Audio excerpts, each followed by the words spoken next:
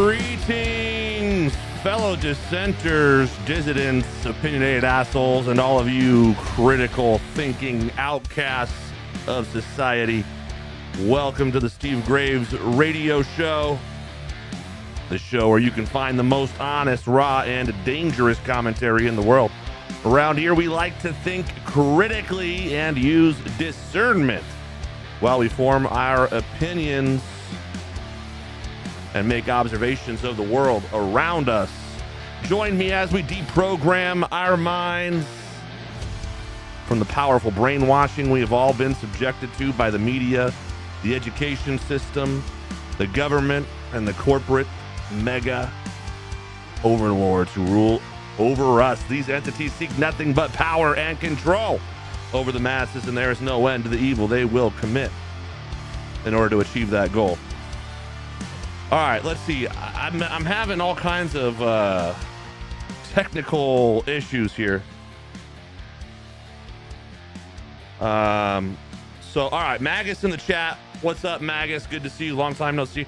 I know it's been a while, guys. Sorry about the technical difficulties there. Is the stream up and running now in the Rumble? Is Rumble up and running? Looks like Magus says, there we go. I see it now. Okay. Looks like we're going good. Okay, so I apologize for that. I had this all set up. I set it up a few days ago or a couple days ago, whatever, and I had it ready to go, and then I hop on here and I go to log on, and then it all just fell apart. So yeah, somebody mentioned I got the new machine going here. I've got Rob Rosethorn. What's up, man? Good to see you. It's been a minute. It's been like, what, 4 months or something like that? Maybe longer, 4 or 5 months, something like that. Basically, I just wanted to hop in, touch base with you guys since, I was thinking about it the other day, and it's actually kind of crazy, to think that there was a time, where I was doing this every day, Monday through Friday, 3 or 4 hours a night. And I was looking at my Rumble stats. I have like 100,000 views, which is crazy to me. So I was like, well, that was pretty crazy. Maybe I should hop in and check in with everybody. Obviously, there's been a lot going on in the world, and I obviously have a lot of thoughts about what's going on in the world, and I tend to be right about just about everything, at least as far as I can tell. And so I'm sure there's stuff that happens, and you guys probably are thinking, oh my God, Steve's probably like freaking out about this or something. But like we're gonna talk about these fat black ladies, the statues that they put up. They're putting the statues of fat black ladies up all over the damn world. And I tried telling you guys, over the last couple of years that they're using these fat black ladies as sort of their shield. This is some sort of a communist tactic or something. They since they're untouchable, right? They've created this entity that's untouchable, the fat black lady. And then they go, okay, well, we're going to put her in charge of everything, and we can do whatever we want as long as we put a fat black lady in front of it. Then we can try to arrest Donald Trump, whatever we want to do. So we'll talk a little bit about that, and then just really, there's obviously there's way too much for me to talk about that's been going on over the last several months, but we'll just talk about a couple of things, and if anybody has anything that they want to talk about that's happened and want my opinion on it, just let me know in the chat on Rumble. It looks like I have the YouTube stream that's up is I had to open a different YouTube stream. So it's not going to be the same one that I had scheduled. So I don't know if anyone's going to end up on the YouTube end of it, but I don't really care. I prefer Rumble anyways. I just use YouTube because that's how the software works. You got to have Rumble doesn't, it doesn't mesh with the software as well. All right, let's see here. Rob says November 5th was your last live stream. No, I did one on New Year's, I think. And Magus says the statues and Trump versus Bibi is the two things I knew you'd have something to say about, and happy you're here to say. Yeah. So yes, Donald Trump, the Netanyahu stuff. That's the other thing we're going to be talking about. Donald Trump's in Saudi Arabia right now as we speak. It's an art of the deal situation, obviously. And you know, I think Donald Trump is really, really smart, and his strategies are genius, totally immaculate. I mean, the guy is on another level. People go insane over the stuff that Donald Trump says. He does this over and over and over and over and over again. It works every single time. The art of the deal. It works every single time. Nobody in the media, I don't know if they're just retarded or if they genuinely just are, they're so absorbed into their little world that they can't zoom out and see the larger picture.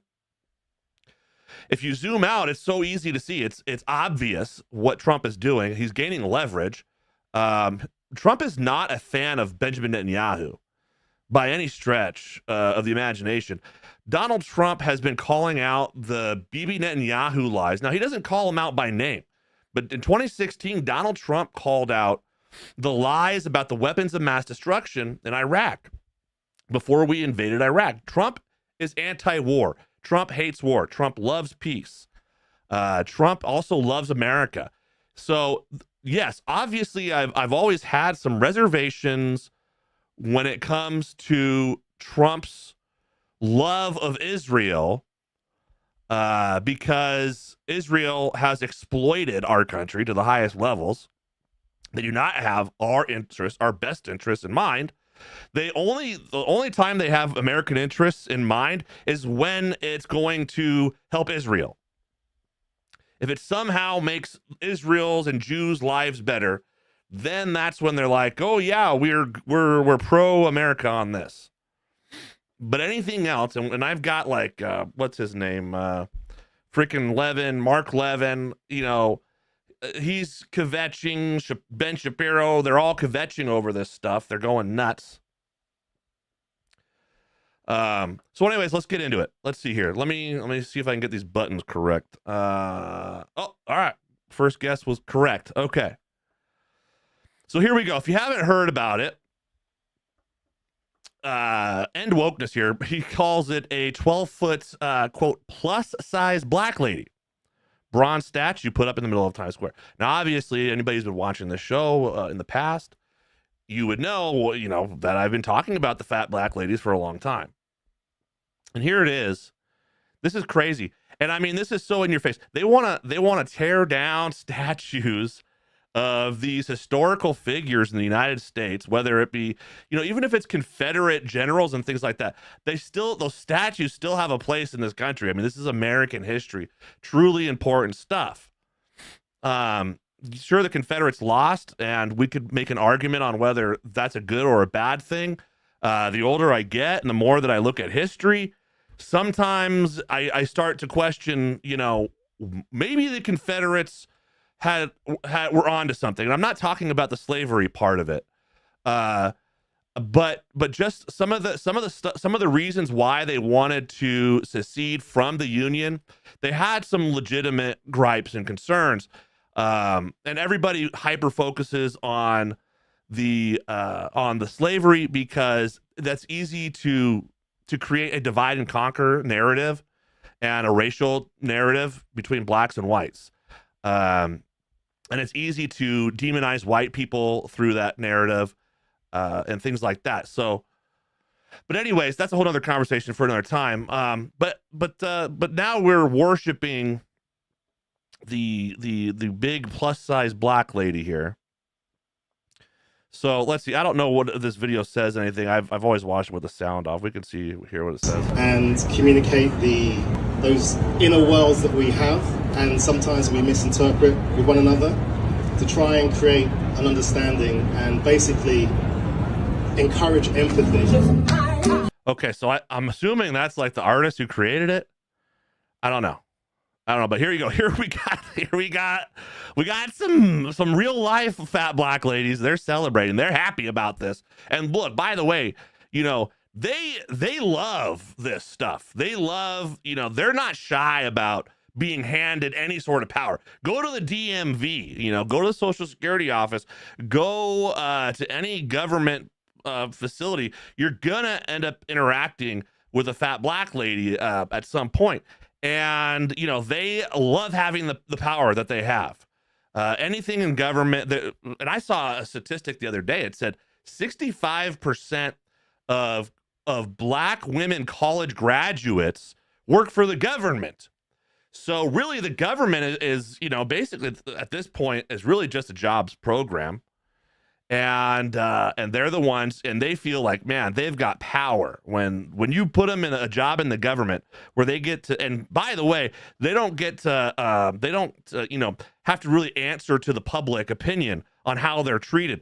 When you go to the DMV, you don't really get to say, you guys didn't give me good customer service. The government doesn't care. And these ladies that work at the government, they don't care either. They're going to treat you like shit. Unless you get lucky. They're not all horrible, but a lot of them just abuse their power. Have a problem that you understand. We all need somebody to lead. Wow. Okay. So that's great. So this is your ideal human being right here. I guess apparently I don't know why we're worshiping the obesity. What it has to do. Well, this is some random person. This is not like a woman of notoriety of any kind. It's literally just a generic random black lady that they've decided to make a 12-foot statue out of. And I'm sure they do this just so that, because they know people like me are going to be like, what the hell are you doing? This is crazy. And they just love, getting under the skin of a straight white guy. That's their favorite thing in the world. Anything to undermine white people, especially men, and straight people in this country, they're all about it. So it's not just in New York. That one was in New York. So here's one. There's a statue of a black woman was put up in the Netherlands in 2023. Thomas Price sculpture literally depicts, quote, with her hands in the pockets of her baggy pants, wearing sneakers and looking proud, the statue of a young black woman becomes most photographed monument in Netherlands. So here you go. Netherlands, which, by the way, is like, it makes even less sense in the Netherlands than it does in New York City. At least New York City, it's got a large population of these types of people. Netherlands, I don't think that they have an overwhelming amount of fat black women there. But regardless, it's because it's become a symbol of their ideology. That's what it is. They've become the symbol, basically. So there's that one, and that's Netherlands, and then Italy. Here we go. A 13-foot bronze statue of a black woman on her phone, built for Piazza della Signoria, Italy. So there you go. You see a kid playing on it. You got another, sort of, she's not as fat, she's a little overweight, a thicker black woman there. 13 foot. This is in Italy. Again, Italy, does it make any sense? I know that they do get a lot of Africans in Italy, but this looks like a westernized black lady. I know in Sicily, we used to have a lot of work over in Sicily. That's a little island off the bottom of Italy. And they had a big problem with, and this was years ago, 10 years ago, or 8 years ago, maybe. They had a big problem with people from Africa floating on, mattresses or whatever across that little channel there, because it's just right between Europe and Africa. There's just a little bit of water there, and it's not that far. These people will, there's no bridge, right? There's always the joke is made. They never built a bridge from Europe to Africa. I wonder why. They didn't really want these people coming into their countries and bringing their sort of third world savagery along with them. So there's that. I just had to touch on that because it's one of my things. That's one of my It's one of my pet peeves, I guess you could say. It's one of the things I talk about. Let's see. The MAGA says we used to put up statues of people that did something like conquered a land or had an amazing achievement. Now we have generic black ladies doing mediocre things. Yeah, yeah, and exactly. And that's sort of, isn't that a great like analogy, anyways, for the whole thing? It's like they don't have to be great. It's just you just gotta worship them for no reason. They don't have to do anything. They're just for existing. Yeah, Rob Rosethorn says, so getting fat and being disgusting and lazy is what's important to society these days, not honoring achievements. Yeah, exactly. That's the message they're sending. You know, if you buy it, I don't know what to tell you. I don't know what to tell you. You got duped. But like I said, they do this stuff because they know. Well, and I've talked about this in the past. Sort of my theory on this is that since the enemy number one of really any of this sort of globalist establishment, any of the leftist or communist sort of establishments that exist, their enemy number one is the straight white male. That's me. You know, I'm enemy number one. They want to wipe the world of us. They see us as the biggest threat. And so they wanted to go, you know, sort of in the classic sort of esoteric, you know, occultist sort of symbolic way. What is the opposite of a straight white man? Well, a fat black lesbian is your direct opposite of that. So that's why you have, you know, that's why they really try to pump up these fat black lesbians, you know, especially lesbians, because they're gay, they get extra bonus points. So, you know, when we had Karine Jean-Pierre as the press secretary for the White House, the mayor of Los Angeles, Karen Bass, and then you know, whoever the other ones are, there's plenty of examples out there. Then you got the fat black ladies like Fannie Willis, you got Letitia Jackson or whatever her name is. All of these fat black ladies that were attacking Donald Trump. But that is sort of the opposite. That is the exact opposite, 180 degrees as far as ways you can get from a straight white man is going to be the fat black lesbian. So anyways, we'll move on here. We're going to start talking about this Trump stuff. So what's been going on, and I'm sure that most people are aware of this, there's all of these media reports and so alleged these leaks and things like that from the Trump administration that Trump is mad at Benjamin Netanyahu, and Trump is going to acknowledge Gaza or Palestine, I guess, in general, including Gaza, as a state or whatever you want to call it. And he's basically gone behind Israel's back, and he got a hostage released, an American, a dual citizen American, got him released from Hamas, and he's accepting a gift of a $400 million airplane from Qatar. We'll get into that a little bit. And he's trying to avoid a war with Iran. This is what really pisses off Israel, the Israeli loyalists, is that he does not want to go to war with Iran. Trump is anti-war. But when he surrounds himself with sort of these neocon, Jewish Israeli loyalists, it seems as if they influence him or at least push his administration in a direction of being pro-war. And I've got a theory on that whole Pete Hegseth thing, you know, and people will say, well, you're anti-Semitic and da. And it's like, okay, well, I'm just trying to observe things as they are, as I saw them unravel, because Trump had basically removed Tim Walz as a security advisor or whatever from his administration. I think he put him in some closet as an ambassador for the UN or something. But Tim Walz was, you know, pretty high up there, especially when it came to foreign affairs, foreign relations, in the Trump administration. And yeah, he's a Jewish guy. And so they're in a chat, a private Slack chat or whatever it is, Signal chat. And apparently Pete Hegseth was discussing some things that may or may not have been classified. I don't know. Personally, I'd have to see the documents. Is this classified information? Is it need to know? Blah blah blah. Whatever. There's all kinds of rules around it. But apparently that's what they're saying. They're claiming that this was classified information, and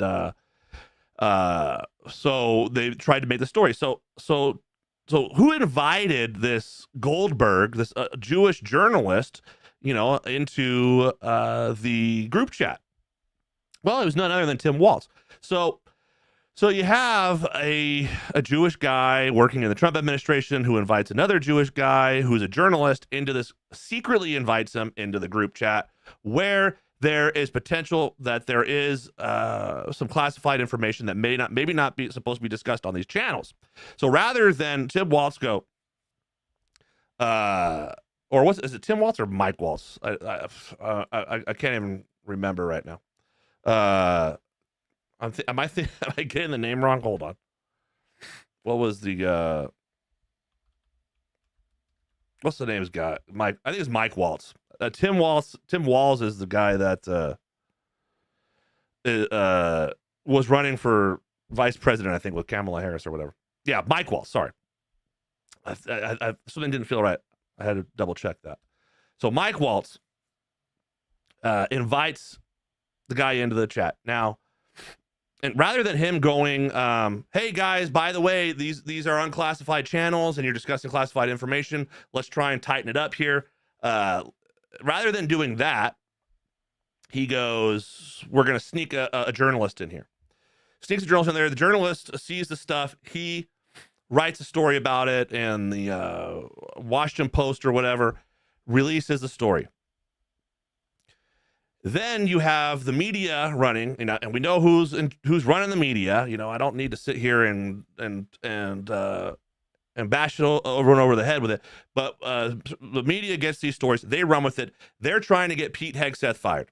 Pete Hegseth is trying to avoid a war with Iran. He's on Team Trump here when it comes to being anti-war in that specific situation. I don't know how he is on other situations, but as far as Iran goes, from what I understand, he is against a war with Iran.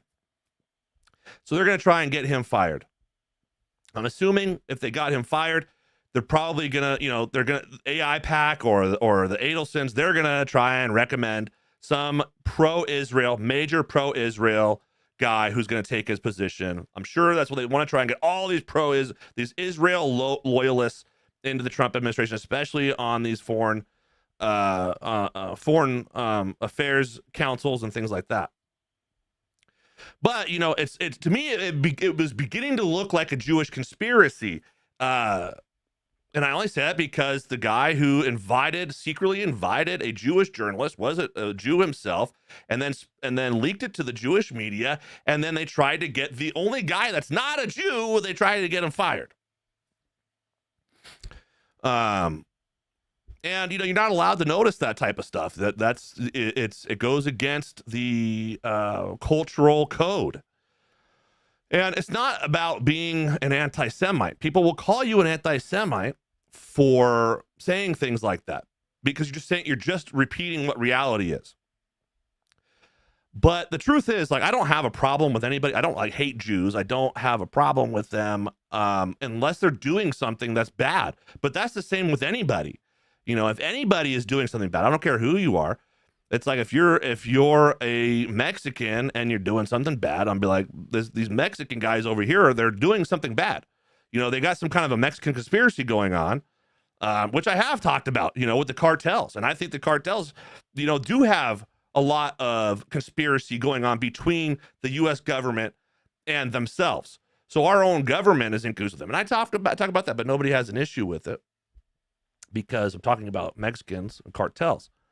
But I don't hate anybody, and especially if you don't give me a reason to hate you, I don't hate you.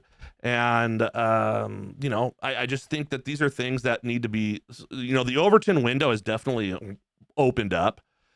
Kanye West is blowing the Overton window into smithereens. He's made a song that says "Hail Hitler" in the main chorus of the song, and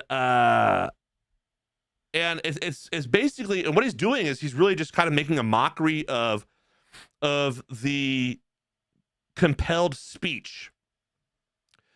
He's making a mockery of the fact that we don't truly have free speech in this country. He's doing this intentionally, and people have, it's just like Trump with Art of the Deal. People freak out about it every time. They can never understand when he's gaining leverage and working a deal. When Kanye West is doing something, trying to impress something upon the culture, nobody seems to be able to see it, which is probably his intention anyways, but it has to be sort of snuck in like that. But anyways, the narrative that Trump is going to side with the Muslim states over Israel is obviously an Art of the Deal move. He's gaining leverage and everyone is buying it hook, line, and sinker. It works every time and everyone falls for it every time. Dude's a master at this. So essentially, he never comes out and says anything about these stories. He lets them run, right? And I think it works in his favor. It always works in his favor. He's not going to come out and deny any of this stuff. He doesn't even address it publicly. Somebody says that there's a leak from a general in the high up in the Trump administration, and they say, Trump is going to do this and do that with these Muslim states. Trump doesn't deny it. He doesn't even address it. But the media runs with it, and you got Mark Levin and everybody and Ben Shapiro, and they're all da da da da da da da da da da. Oh, Trump this, and now all of a sudden they turn their back on Trump when he's doing what they want. With Israel, when it comes to that, they don't mind at all. They praise him. They love him. Let's see. We got a chat over here in the YouTube stream. Let's see. Jose Navarro says, I'm Mexican, Steve. You bring up cartels is totally racist and you should never bring it up or you're a racist. Glad you're back. Thank you, Jose Navarro. Appreciate that. Yeah, exactly. Isn't that, it's the same exact thing. When I start talking about Mexican cartels and how they're conspiring with American politicians, nobody bats an eye. Nobody cares. And they shouldn't, right? Because I'm not being a racist, I'm not being hateful about, whatever. It's the same when you talk about women, and it's like, well, should women, have the right to vote or whatever. This is something that came up, of course, Mother's Day, only Steve Graves is going to have this conversation with his mother on Mother's Day, but I was just talking about basically what the point I was trying to express, and I'm hanging out with my mom and my sister, and obviously just when you're with a couple of women and you say this stuff, they don't like it. They get very upset. But I was trying to make a point about the fact that look at the roadmap of how we got to where we are today. My argument wasn't so much that women shouldn't have the right to vote. It was more that not everybody should have the right to vote. I think you should have to have skin in the game, basically. And sort of what I was saying to them is, maybe it's better if just one household, because look, women are extremely influential over men. They have massive influence over men. They can sway men in ways that, nobody else can. So, I was trying to say, look how we got to where we are today. Once we start, look at when the country which is founded by a bunch of Europeans who are either Christian or basically they're deists, but they follow Christian principles, which is perfectly fine in my opinion. As we've moved throughout history, well, you give women the right to vote. The country has gotten more liberal and more. We're just allowing the floodgates to open up, and we're allowing just anybody to come into this country. Doesn't matter where they come from, third world, if they're criminals, if they're rapists, whatever. Suddenly we just have those. And by the way, these women really shot themselves in the foot because, they're starting to realize that being a homemaker and having children is sort of like the thing that they want to do. But yet at some point they got duped. John D. Rockefeller and his cronies, they're the ones who sort of designed this whole feminist movement, this women's lib movement. and conned all of these women, but the programming was so successful that it's extremely difficult to even if it's a woman who does not claim to be a feminist, the baseline programming that's been embedded into our culture for the last 100 years is still there. They still have that baseline programming. And I don't know why we're going off on that tangent, but it's just another one of those things. Just like I said with the Mexicans, you say with the Jews, women, anything, any of these groups, they're culturally programmed to take offense. And that's the thing that with my mom, she goes, oh, well, that's very offensive, and I'm offended by you saying that. And I was like, why? Have you even thought about what I'm saying? Have you ever taken 10 minutes of your life to think about what I'm saying? You probably not. I think the answer is no.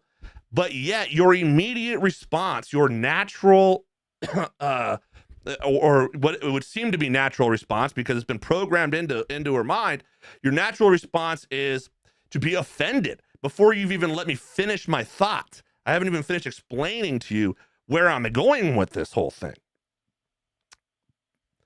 And that's the problem. Same when you talk about Jews.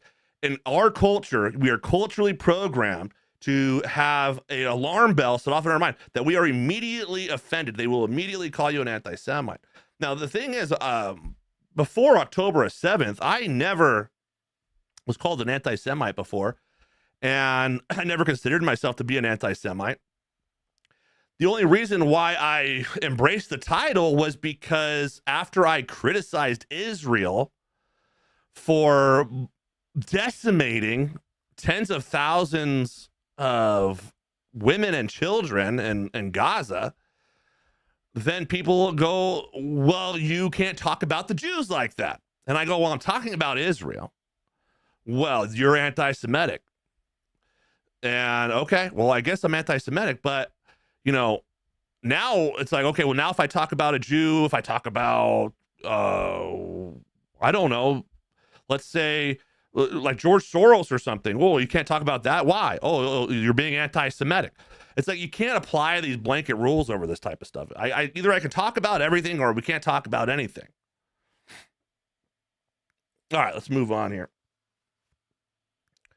Let's see. Yeah, MAGA says some women are better than that, but they are getting increasingly led astray. Yeah, and that's the thing. And so that was another one of the points I was making with my family is I go, when I'm talking about women, I'm not talking about you guys specifically. I'm talking in generality, because the overwhelming number of women in this country vote a certain way, and they lean a certain way. Women have more of a bleeding heart. They vote more in favor of welfare. They vote more in favor of these things. And there's other things that have totally destroyed the culture and the relations between men and women in this country that the government is part of when it comes to the divorce system, the child support system, and all the other things. Totally unfair to men, and women get a free ride with a lot of this stuff. So it's, it's not that all women are bad or all women or we, I'm not saying tomorrow let's strip the right from women to vote, but I think that we should have a conversation about who's allowed to vote in this country. And look, by the way, and one of my conclusions, and I've heard people, have suggested this, married couples get one vote. You get one vote per household. That would mean I'm not married. That means I give up my right to vote. But is it for the better good? Is it for the greater good?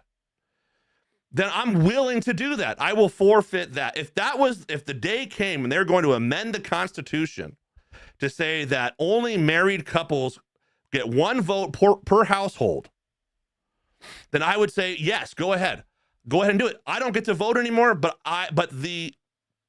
the future, the people who have the most skin in the game for the future are going to be families, and the families that are having a bunch of children.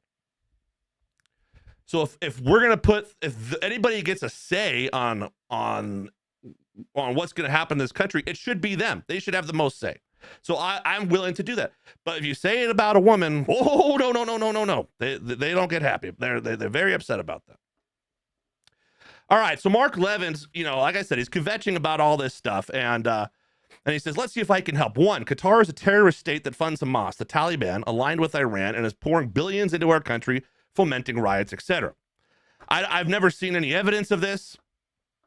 I'm sure that you could say the exact same thing about the CIA and Mossad funding Hamas, the Taliban, and all these things, pouring billions into our country. Yeah, that's probably Mossad, CIA, and Israeli intelligence, whatever. Two, Hamas is a monstrous genocidal terrorist organization that slaughtered, raped, and brutalized Israelis and Americans in ways so horrific the videos cannot be shown by our media. You know, I don't buy that. These stories were basically debunked almost immediately after October 7th. We know that the Israelis and their ilk, most of the people, a lot of people in Israel, you know, they immigrated there from Europe during World War II. So, you know, we know about a lot of the lies that they like to embellish a little bit. They like to make up some really great stories. You know, they make great movies. You know, that's probably why Jews are extremely successful in Hollywood. You know, some of the stories they come up with about the Holocaust and about the post-October 7th stuff. I mean, some of these stories are, wow, the webs that they can weave, you know. Amazing stuff. It's just not real, though. You know, it's just made up. Saudi Arabia funded Al-Qaeda and 9/11, slaughtering over 2,000 Americans. Still doesn't even apologize. Israel is our ally. Stop pissing on them. Yeah, right, dude. Like, Mark Levin is so stupid. Saudi Arabia, the blame all on Saudi Arabia, even though the things that we have been able to find out, and I don't know when they're going to release the 9/11 files, but we, just from the information that we have current day, we know that Israel was involved in 9/11. And even if they weren't like actively partaking in it, which they were, but even if they weren't, then they still knew about it. And they didn't do anything to stop it. They didn't tell anybody about it. They just let it happen. That's best case scenario. Worst case scenario is they orchestrated the entire thing. And I would be more inclined to believe that, honestly. But he says Qatar is a terrorist state. I say, if Qatar is a terrorist state, then why do we have an American Air Force base there? Now, how do I know there's an American Air Force base in Qatar? Because I've been there. It's in Doha. It's called Al Udeid. It's been there for a long time. It's been there at least since the 90s, maybe longer. It's a beautiful, big Air Force base. I mean, the weather sucks there. You're in the desert. It's humid. But as far as being in the Middle East and being on a military installation, it's got a swimming pool. They had a sports bar. You could get 2 drinks a day, pool tables.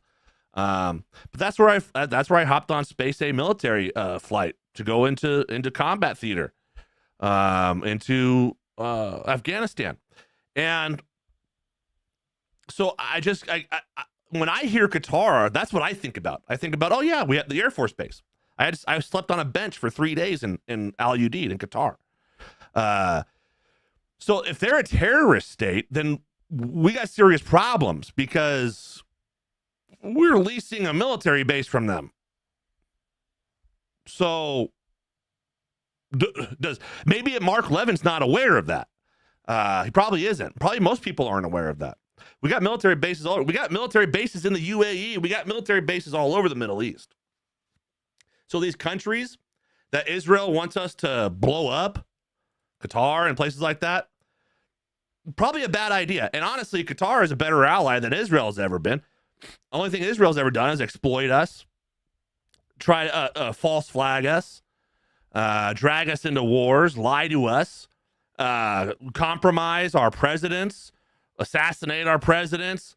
I mean, all the things that Israel has done to us, absolutely horrible, atrocious things, and they get away with it. And what's the Qatar ever done? Qatar has only been basically a patsy, and even they're even a patsy for Israel, because we know that Benjamin Netanyahu was funneling money through Qatar to Hamas because they had to create a convenient boogeyman. Just like Vladimir Putin Why do we have to hate Vladimir Putin? How does that affect our life in any way? Why do we have to be mad at Russia all the time? Well, because the European Union and NATO would be absolutely worthless unless they have a boogeyman. They've got to have an enemy. You got to have a guy that you're going to go, if we don't, have NATO encroaching further and further east every day, then Vladimir Putin is going to take over all of Europe. It's a type of lies that they tell. And that's all that Hamas is. Hamas is a boogeyman, a manufactured boogeyman. They created him. Same with Al-Qaeda, Osama bin Laden. These guys were all funded and created. These organizations were created by the CIA and by the Mossad. U.S. taxpayer dollars funded a lot of the creation of these so-called terrorist organizations. But then you have in Syria, and we'll get to a little bit here, Trump talking about Syria, and Syria just had this coup. They ousted Assad, and then Al-Qaeda took over. The same group that we've been fighting for 20 fucking years is now the official government in Syria, and we backed them because that's what Israel wanted. And immediately, the reason why Assad was so important in Syria, not to say that Assad was some great guy, but he was protecting the Christians in that country. Syria used to be a Christian country. And Assad was neutral. He wasn't anti-Christian. But once you put these Muslim extremists, these jihadists, Al-Qaeda, that we've been fighting for 20 years, into power there, guess what? The first thing they do is start killing and persecuting Christians. And it's always the Christians who suffer, it seems, in this day and age. In any situation, anywhere around the world, it's totally fine to just go in and blow up Christians. They say the same thing about Muslims, and they blow up a lot of Muslims too. We blew up a lot of Muslims during the Iraq and Afghanistan wars. Millions, honestly, millions of them we killed, and that's not good. Because now they're all pouring into Europe, and now they're pouring into the U.S. And it would have been nice if we could have just left them. Saddam Hussein, he had a grip on Iraq. I mean, people were not acting up. The thing is, it's not Western civilization. These people think totally differently. They have a different way of life. Their brains work differently because these things are passed down. Culturally, these things are passed down to you through your parents, whether there's genetics involved, there's epigenetics or whatever, potentially, sure. Or it's just something that's passed down that you pick up innately or through time that you're subconsciously passing down to your children or others in your society. And you're subconsciously picking it up and learning these things as a child growing up in this world.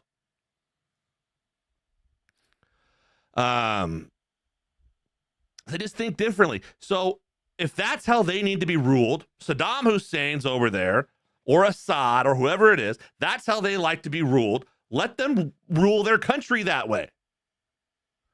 I don't see why we need to go in there and murder millions of people to protect them from Saddam. So we protected the country from Saddam Hussein by killing 1.5 million people. I don't understand how that makes any sense.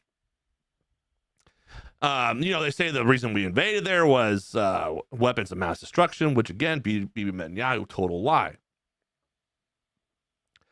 So of course, these guys like Mark Levin, Ben Shapiro, whoever else, you know all the usual characters.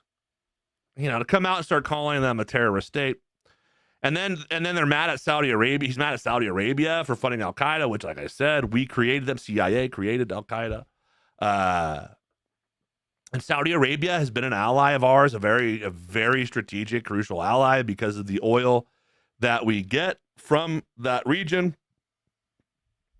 And and it's sort of basically Saudi Arabia, they have us by the balls with the petrodollar. It's, if they decide to, and they've threatened this in the past. Look, under Biden, I think they were talking about leaving the dollar and going to something else, whatever that may be. I don't know if they were talking about the euro or, maybe BRICS, is still in play. Obviously, BRICS has slowed their roll now that Trump is back in. I don't think we need to worry that much about BRICS while we have a Trump in office. If the next president is weak, then we'll have to start worrying about that, and they'll fire it up back. They'll fire it back up, but I don't think we need to worry too much about it right now. All right, let's see. Let's see what Rob's got saying here. It says Muslims are the biggest threat to the Western world.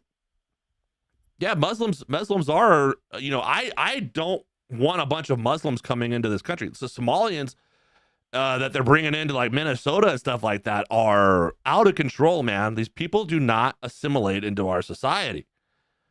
I see more and more of them even where I'm at, they're just walking around the neighborhood over, and for the most part, a lot of these Muslims are just very peaceful, nice people or whatever. But it's just, look, just go stay in your country.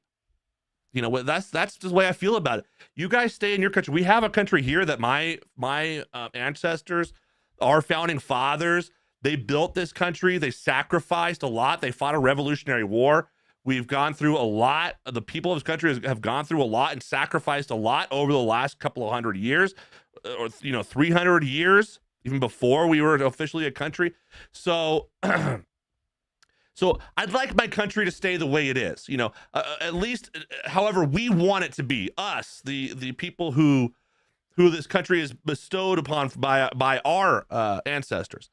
I don't want it to turn into wherever they're coming from. Whatever random Muslim country or African country, whatever country in the Middle East. I don't want my country to be that. And that's what they do. And they've done this for thousands of years. You look at what was going on in Europe, prior to the Crusades. What led up to the Crusades was Muslim invasions, Muslim hordes invading Europe. Which led to these Christian countries going, no thanks. We're gonna start slaughtering all of you. Bye bye. We're taking our countries back.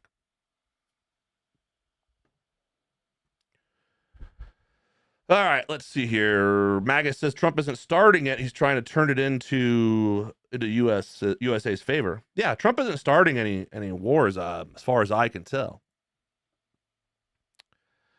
Let's see here, the art of the deal. Mark Levin throws a fit over reports that Trump may put the interests of America over Israel by inking various new deals with Iran, the Saudis, and Hamas. And this is great because I love how pissed off they are about it, because that's exactly what Trump wants. Trump goes, Benjamin Netanyahu goes, we want to glass Gaza. Trump's like, I don't want you killing people anymore. And Netanyahu basically says, too bad, we're going to kill everybody and we're going to take over that land. And Trump wants to be more diplomatic about it. And then you have also, I think, which may have legitimately pissed Donald Trump off, really. We were talking about Mike Waltz earlier. He's like a national security advisor for Trump. The guy who invited the journalist into the group chat and then leaked it all, He was working behind Trump's back. He was working with Benjamin Netanyahu, having like private meetings and things like that. And they were trying to figure out a way to get the U.S. more tied into this nonsense in the Middle East. And I think that really pissed Donald Trump off. That's why he fired him in that position and put him in a closet somewhere for the UN ambassador stuff. So that probably pissed him off, and now Trump goes, well, guess what? I'm going to go sign deals. I'm not even going to consult Israel on this stuff. I'm just going to go to Saudi Arabia. I'm going to go talk to Iran. I'm going to talk to Hamas. He negotiated a deal to get the hostage that was American out. The dude's a master at this stuff. Let's see what Mark Levin. We'll see how much we can handle. The Middle East is filled with terrorists and terrorist regimes. Americans do not like Iran and the regime that runs it. They're terrorists. They keep threatening to destroy us and our friends, the Israelis. They're trying to get nuclear weapons. You know, something I was thinking about the other day, I was talking about Iran here. You talk to a lot of boomers, and they love to talk about Iran, how Iran was before the Ayatollah or whatever took over. Back when they had the Shah. So basically, Iran for a little while, I don't know how long it was, a couple of decades maybe, or a decade, something like that. They were basically westernized. You see pictures of Iran back in the day of 60s or 70s, whenever it was, and you know, there's women in bathing suits, bikinis out on the beach, sunbathing. They're drinking Coca-Cola, eating McDonald's. You know, they really westernized the country through the Shah. And how did that happen? Well, that was a CIA operation. The CIA went in there and committed a coup and overthrew the government, and they installed a leader that was going to be more friendly to the West. And I don't know, I'm sure a lot of the Iranians were perfectly happy living the westernized lifestyle. I say that a lot of what we do in the West it's free and it's nice. And, not everything is that great because it becomes debaucherous at points. But we have freedom here, at least to whatever degree we still do. And so a lot of people like that. And good for them if they did. But the thing is, it wasn't organic. That was an operation by the CIA. Went in there, had a coup, overthrew the government, and that really seems to piss people off. So no wonder Iran hates us. The old government basically came back and took it back over and went back to Sharia law and all these things, which I don't want to live under personally. But they're a different country, and that's how they've run their country for hundreds of years. They've had these Muslim countries with Sharia law. Now, if they want to live in Iran and have their Sharia law, I'm not going to be the one to say anything about it. Go ahead. And you guys live the way you want to live. We're going to, because they don't agree with the way we live either. They don't agree with the liberal ideology of the West. They hate it. So, if you want to stay over there and we'll stay over here, I'm okay with that. Like, I'm not trying to turn the whole world into America. We have something very special here. We need to protect it. But that doesn't mean we open our doors up to the whole world. It doesn't mean we go, parading around everywhere, just blowing everybody up and saying you're going to eat McDonald's and drink Coca-Cola. Weapons and put them on intercontinental ballistic missiles. We reject it. Yeah, here we go. So, of course, the usual suspects are going to come out and make these, these hyperbolic statements about nuclear weapons, ICBMs, Iran's going to blow the world up and blah, blah, blah. Same with Benjamin Netanyahu back in 2003 when he's talking about weapons of mass destruction. It's just lies, just made up stuff. Does Iran have... is there any evidence that Iran even has one nuke? I don't think so. Unless they bought it from Russia or something like that. But I don't think Russia would do that, because what if Iran decides they want to blow up Russia? I just don't see that being a thing. And by the way, Israel has all these nukes, but we don't even know how many nukes Israel has, because they're not a part of the the International Atomic Weapons Accord or whatever it is. I can't remember the name of the treaty or whatever it is, but there's like this international treaty where everybody that has nukes, we all kind of give we let everybody know this is how many we have, and this is the types that we have, and we're not building any new ones or whatever. Now, if we lie about it, who knows? I'm sure we do. I'm sure everybody lies. But Israel isn't even a part of that treaty. They don't even admit, they won't even tell us whether or not they have nukes or not. We know that they do, because we know that they stole the technology from the US back in the 60s. We know that they stole purified uranium from the US. We know that there were spies, Israeli spies here, and they were gathering intelligence and all this stuff. So we have no idea how many nukes they have. Israel doesn't seem like they say they're our greatest ally, but then as soon as we do something they don't like, all of a sudden we start getting this threatening tone from Israel. I don't think that's very nice. After all we've done for you, Israel doesn't even exist without the United States of America. Without the United States of America fighting in World War I and World War II, you don't have an Israel. So you better get down on your knees and pucker up, because we've done everything for you and Israel has done nothing for us. So I'm tired of hearing about it. But what else? Okay. We'll continue on with this. More of the stuff that Trump's talking about. So Donald Trump and this is from the Jerusalem Post, Donald Trump to announce U.S. recognizes Palestinian state, Gulf diplomatic source claims. Right. So this is the thing that they've been talking about, I don't know, 80 years, since the beginning of Israel. And in fact, this was supposed to be the original plan, right? Would be a two-state solution. I disagree with it, because I think that the way that Israel was created is totally illegitimate. I think it's evil that how they created that country. Basically they claim to be victims of European anti-Semitism in the 30s and 40s, and so they showed up there as these victims on the doorsteps of the Palestinians, and the Palestinians, which was full of Palestinian Christians, Palestinian Muslims, and there tons of Jews there too, Palestinian Jews.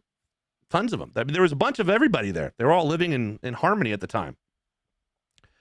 But these European Jews show up and basically they start saying, well, we actually just want to take over this. We don't, they didn't even say thank you. It wasn't like, thanks for taking us in. It was like, actually, there's stories of people like that would have to leave their house when they go, like a woman's having a child and goes to the hospital for a couple of days. The family goes to the hospital, they come back and the Jew has already taken over their house. The ones that they had taken in, as refugees, and they go, nope, this is our house now. And it's like, whoa, these are like legit stories that the Palestinians are telling from the 1940s. I think, what's her name? That lady that's she's a model that was Palestinian.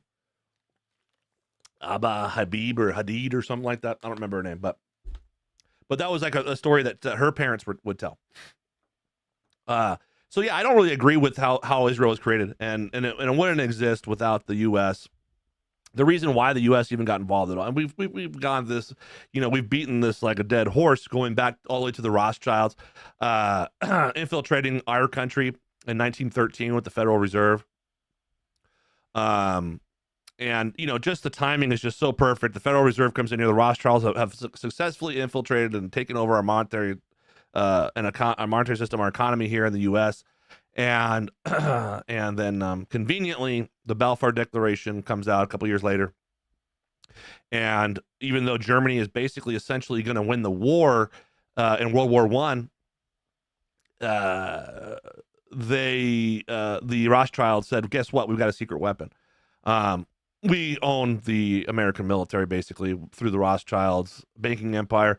And we're going to get them to come fight the Germans for you. And so that's what they did. And so so the Allies, if you want to call them that, for lack of a better term, they won World War I, and then in World War II, very similar sort of thing happening there, where the U.S. didn't want to get involved. Americans were not interested in being involved in another European war, but basically, what happens there is the bankers have so much power in this country. They told us that you're going to sanction Japan. You're going to sanction Japan's oil, and you're gonna basically decimate their war operation there. Japan was fighting a war at the time. We decided we were selling them oil, and we said, well, we're gonna embargo you, and then Japan was pissed off, and they attacked Pearl Harbor, even though we knew about it a day in advance. We let it happen because, well, we needed a reason. We needed a false flag. We needed a reason to get in. And it's sort of like Pearl Harbor is not necessarily like a full-on false flag, because the Japanese were legitimately attacking us, but we also knew about it, and we also sort of, we gave them a reason to do it. Anyways, so we got all these things that they're saying Trump is going to do. I hope that I don't know. I don't think that this solution is the two-state solution is going to work. It never has. I don't see why this will be any different. Israel is always going to try to take over whatever little bit of Palestine is left. I would prefer that we just stop supporting Israel, stop sending them weapons, and let them figure it out. I know that Israel would just roll over the Palestinians at this point. It's an unfair fight now because they've just been so, we've backed Israel for so long. The Palestinians there's nothing left of them hardly. They would be totally reliant upon the rest of the Middle East to come over there and help them. But whatever. If Trump, whatever pisses off Israel the most, kind of makes me happy. So if Trump wants to recognize Palestine as a state, and my first idea when I heard about this, I was like, I hope that Trump recognizes Palestine as a state, and I hope we put a freaking military base right there in Gaza. We'll put a U.S. military base right there in Gaza, and then if Israel gets out, and then for one, Israel won't be attacking Gaza anymore, because if they hit a American military base, they there's gonna be problems. Now, look, I know that I'm being a little bit hyperbolic here, but obviously I'm a non-interventionist. I wish that we would get some of our military bases out of the Middle East, not put more in there. So I'm just being a little hyperbolic here, but it would be funny if we had a military base there and it kind of ties the hands of Israel, and then we keep an eye on them, a little closer eye on them from that establishment there. Let's see. Okay. So Trump mentioned Gaza. This is great. I'm gonna play this video. Trump mentioned Gaza in his speech, but not Israel. And Trump mentions Trump is not an idiot. People act like he's stupid. People act like he's a big dummy. As much as the stuff that we watch on the internet, the stuff that we see, the stuff that we read about, I guarantee you Trump is seeing and reading the same stuff. He stays up to date on these things. He's always apprised to what's going on. He knows what's going on the internet. He knows what's going on in culture. He understands it. He's very smart that way. And he knows what's happening in Gaza, and he knows that the Israelis are just committing heinous atrocities there. They are basically committing a genocide. I mean, what the definition of a genocide is mass murder and displacement of a people. And they've been systematically committing a genocide since the beginning of Israel, since 1948 or shortly before 1948. And I think the genocide is a Jewish word. I think they created that word, and they've created the definition. So, I mean, you can't really argue, can they argue us on the fact that they're committing a genocide? They're the ones who created the word, created the definition.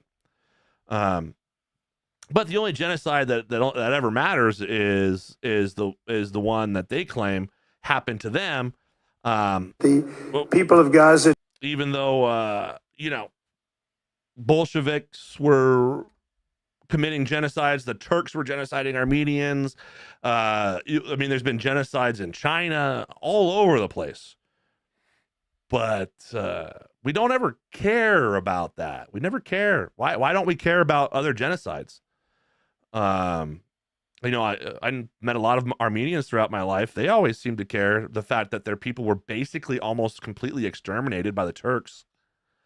That wasn't even that long ago. Even more recent would be the Bolshevik genocide of Ukrainian and Ukrainian and Russian Christians.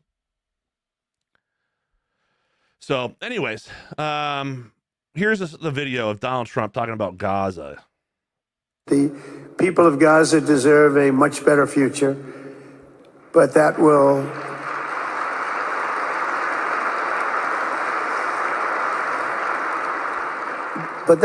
or can not occur as long as their leaders choose to kidnap, torture, and target innocent men, women, and children for political ends. The way those people are treated in Gaza, there's not a place in the world where people are treated so badly. It's horrible.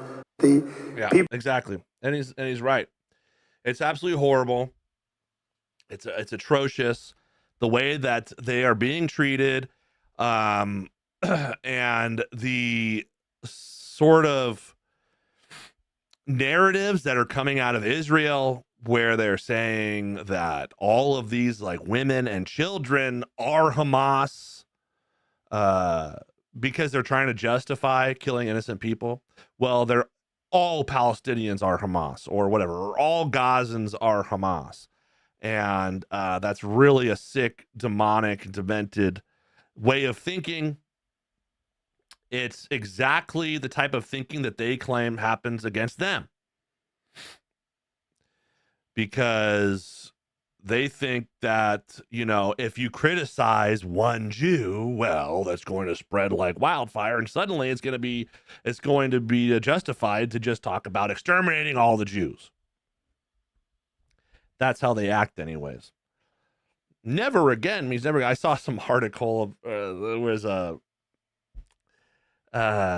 Nike had a billboard for a running shoe, and it was right outside of where they were doing a big marathon, some big famous marathon, and it just said never again, period, and then at the bottom it said until next year. Basically, like, once you finish a marathon, you're going, no, I'm never doing that again, until next year rolls around, and then you find yourself doing it again. I don't know. I don't run marathons, but I'm assuming that's what it means. But they go, that's anti-Semitic and in Nazi red. And, you know, it's just hilarious, you know, how they'll try to tie anything to their one big lie that's gotten them, you know, so much power around the world. They already had plenty of power. That's the thing about World War II that always bothers me when people talk about the genocide and stuff like that. It's like they act like that like every Jew lived in Germany and that every Jew was being persecuted. And it's like, look, at that time, the Jews already ran all of the banks and financial industries. They already ran a large amount of media and Hollywood and things like that. They didn't have as much of a stranglehold on it as they do now back in those times.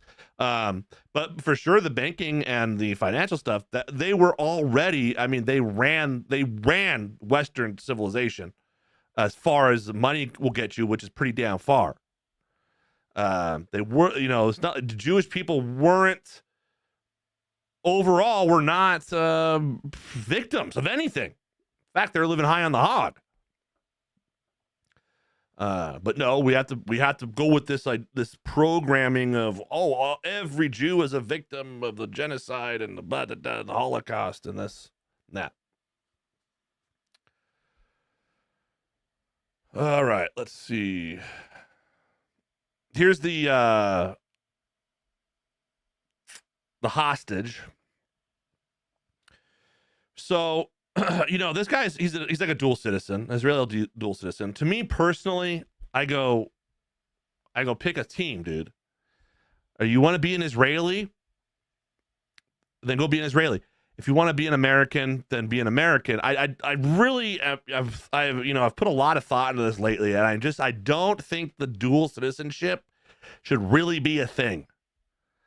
I'm not saying that you shouldn't be able to visit other countries, but most countries, or not, maybe not most, but I think there's a lot of countries that don't allow dual citizenship. I could be wrong on that, but I feel like there's probably a lot that don't.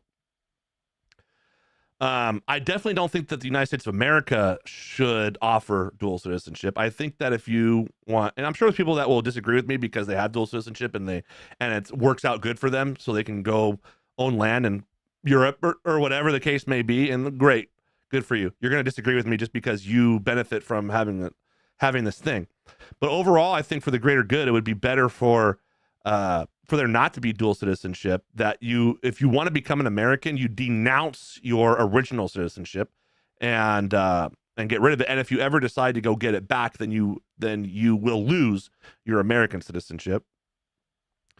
I think that we need to take our citizenship like much more seriously. It should be much more sacred than how we treat it.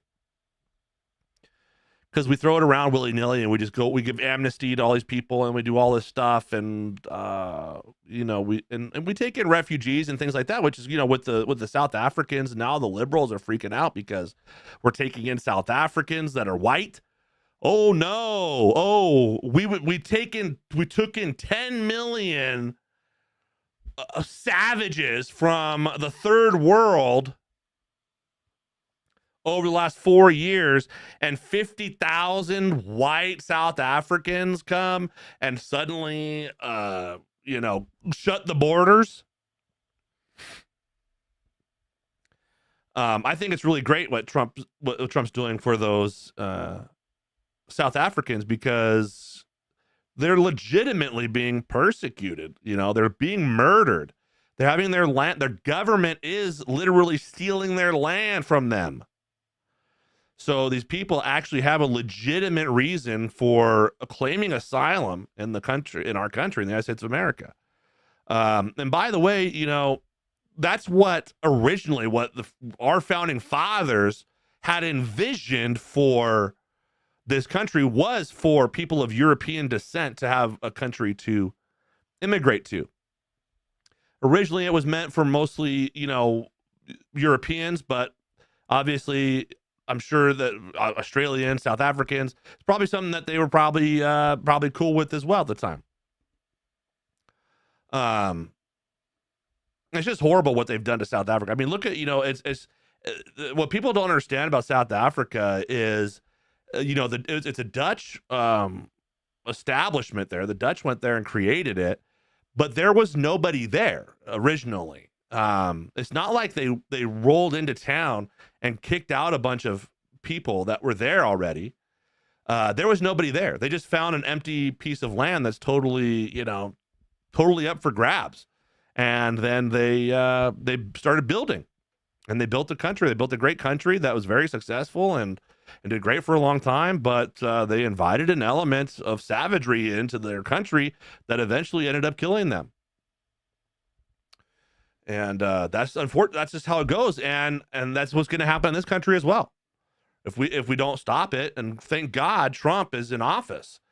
And the further we get into Trump's current term, I'm like, this country would probably our country would not have survived. We still have a rocky road ahead of us. But probably our country would not have survived if Donald Trump did not get elected. I don't think we could have handled. At least the country would be totally different. It would. I mean, it's already completely different than it was 80 years ago. But overnight, we would see this country turn into basically South Africa. I think if you have another term of Joe Biden, I think we turn to South Africa. I think, I don't think whites are safe in this country at that point. I think that probably they start changing the laws. They have an overwhelming amount of all these like Somalians and all these crazies. I mean, they'll probably start, or maybe they just throw the laws out the window. They just go, we're going to do what we want to do. We're going to start killing people or however, whatever they want to do. I mean, look, it's happening all the time. More and more and more. There's a Carmelo Anthony story where it's like, they're literally defending a guy. He stabs another guy in the chest in cold blood, kills him. And you got people defending it, saying, you know, he had a right to do it all, and they're funding him. There's, you know, he bought a Cadillac and a house and all this stuff. It's like, what is going on here? This is clearly, there is something going on in this country. There is a way of thinking in these people that, you know, very dangerous, very dangerous. And then, you know, then you got this lady, Shiloh Hendricks, who calls a little Somalian kid the N-word at a park because he's stealing her or digging through her bags. And they act like that is worse. Her using a word, they act like that's worse than murdering a person in cold blood. It's absolutely insane. That's where we're headed. And thank God Donald Trump is in office, because I think that's going to be the only thing that can stop it. Mass deportations. Borders are closed. Mass deportations, got to continue mass deportations. And importing more white people. This is a white country. You know, I don't think that it should be only for white people. I'm perfectly fine with having other people come here, but you got to do it legally. And I don't think that we should be a minority white country just because. Why? Why do people want it to be a minority white country? You know, it's been this since the founding. It's been a majority white country. This country has thrived that way. Why do we want to change that? Is it just because everybody's racist against white people? I don't know. White people don't tend to claim victim status very often, but in a lot of times, white people are the victims of a lot of these things. So anyways, the Israel apologists are going to crucify this guy when he admits that Hamas treated him decently. He looks much healthier than the Palestinian prisoners we've seen in Israeli prisons. And that's been sort of a common thread of what's coming from the people who get released from Hamas. Now, I'm not saying it's great that they capture people in the first place, but if you are going to capture people and hold them hostage, if you treat them with decency and humanity, obviously they're being used as political pawns to us, you know, whatever you want to call them. They're being used to gain leverage in negotiations, and so that's the reason why Hamas took hostages. But the guy looks perfectly fine and healthy. We can watch a little bit. We can watch this video here. You see, he comes and there he is, I guess, with all the IDF guys. So like I said, is this guy really? I mean, I think he was probably I think he was in the IDF. I think I read that somewhere. They call him, you know, we call him an American, right? But he left America and he went to Israel. He wanted to be in the IDF. So, you know, it's like, that's where this dual citizenship, dual loyalty stuff, it gets really muddy for me. I just don't like it. I think if you want to go join the IDF, you're going to join a foreign government's military. I think you should have to renounce your American citizenship. I honestly do.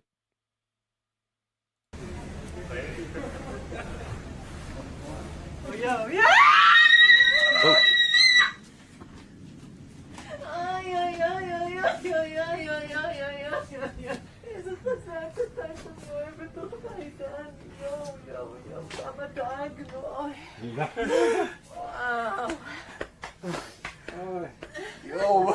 So there he is. There he is meeting his family, or I'm assuming. But yeah, the guy looks fine. You know, he looks, you know, he's an ugly guy, but you know, you can't help that. He looks totally fine. He doesn't look malnourished. He doesn't look abused. No broken bones. So, you know, I just, they try to say that Hamas is this horrible rapist and they're torturing people and blah, this, that. And it's like, I just don't buy it. There's no evidence of this. And in fact, it seems more like their accusations are more of an admission than anything else.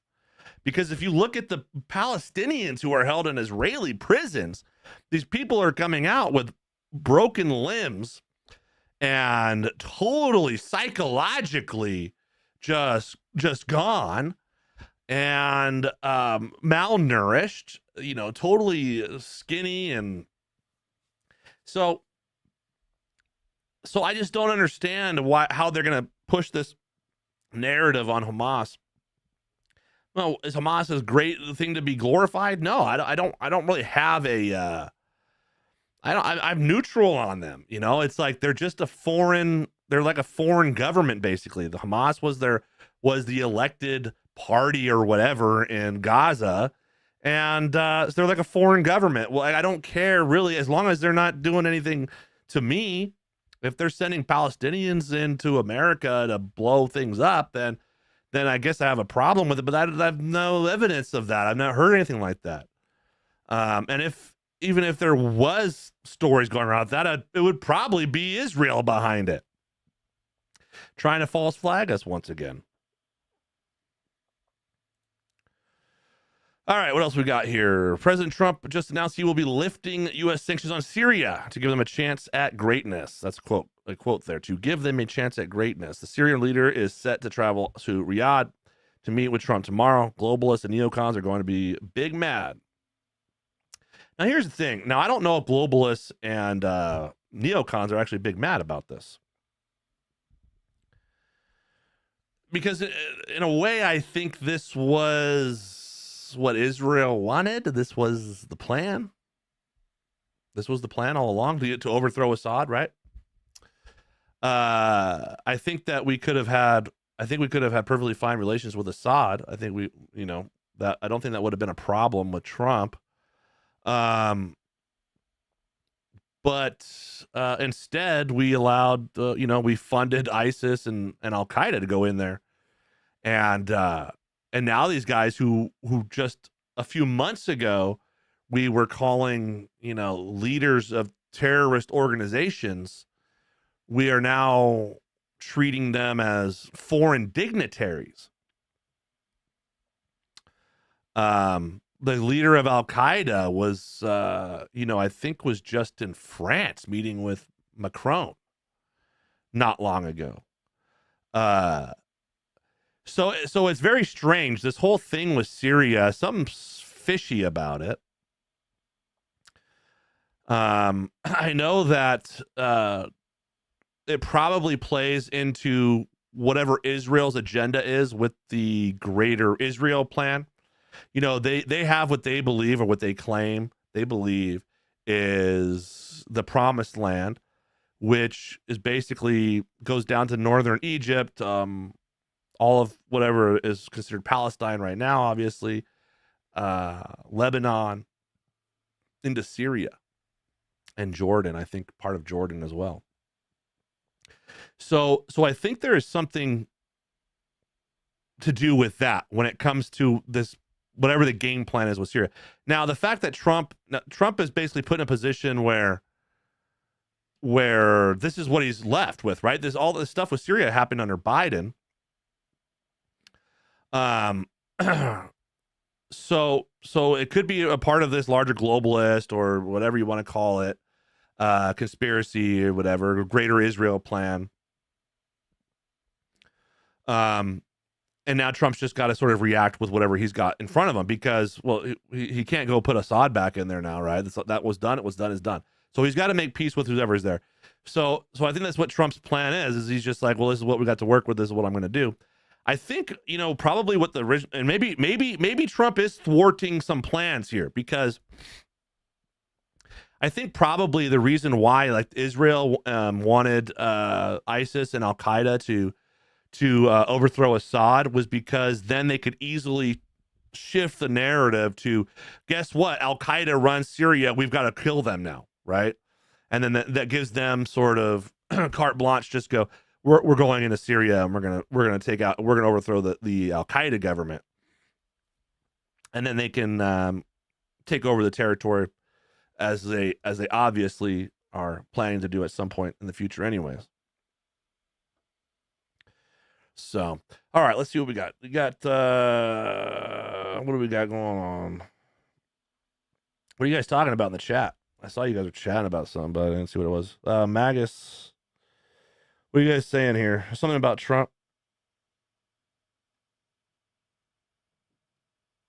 Oh, you guys are arguing about Trump or something, huh? Yeah, I don't know. I kind of saw something about what was Rob? Are you're upset about the new prime minister or something of Canada? I don't know. I don't know. Anyways, that short show tonight, short and sweet. It's my first time back in a long time. Will I be doing this more regularly? We'll see. Uh, it's time consuming. Back when I was doing this every day, I was spending hours a day preparing, basically reading, researching, um, and putting, and finding stories and things like that, and then forming opinions on them and reading about it more in depth and so on and so forth.